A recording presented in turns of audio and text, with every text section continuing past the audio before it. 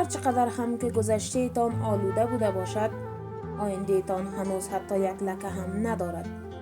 زندگی هر روزتان را با تک شکسته های دیروزتان شروع نکنید. به عقب نگاه نکنید مگر این که چشمانداز زیبا باشد. هر روز یک شروع تازه است. هر صبح از خواب بیدار می شویم، اولین روز از باقی عمرمان است.